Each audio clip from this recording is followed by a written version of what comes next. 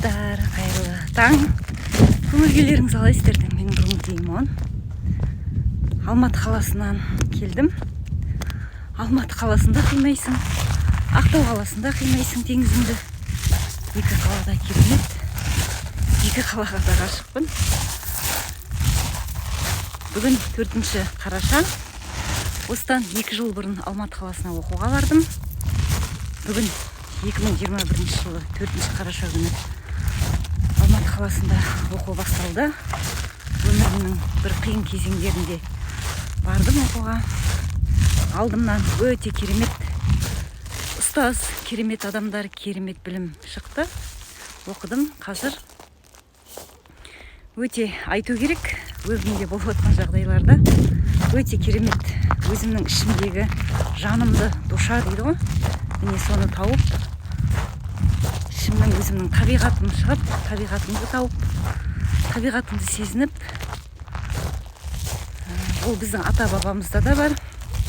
Ешкімді Құранда жазып беріп кеткен, өтірік айтпа, алдама, дұрыс таза өмір сүр деген. Мына йогада да 5000 жылдан бері атадан балаға қалдырып салып беріп кеткен. Жан-жақты қарастырып, оқып, білім алып, психологияда, нейробиологияда, гипнотерапияда білім алдым осы. Өте статусым өсті деп айтам. Айта аламын. Ешкімді алдамау, таза жүру, ақ, адал, абыроймен, адамгершілігіңмен, ешкімге зиян тигізбеу, ең бірінші мінезіңді дұрыстау.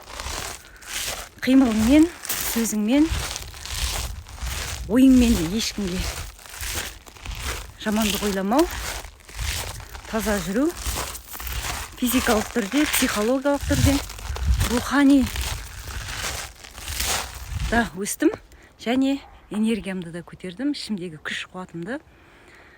Міне, энергия дегенде өте көп айтып жүрмін. Энергияңды даму арқылы аласың, жинайсың, және сол энергияны ұстап білу. Энергияны ұстап білу дегенде сіздерге нақты түсіндірсем, мысалға қараңыз, энергия өзіңізде.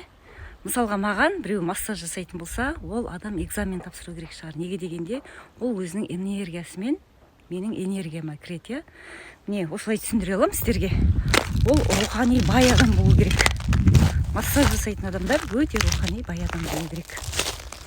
Түсініктеріңіз дамымаса, энергияларыңыз да дамымайды.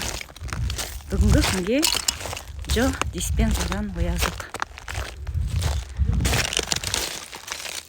Табиғат өте керемет.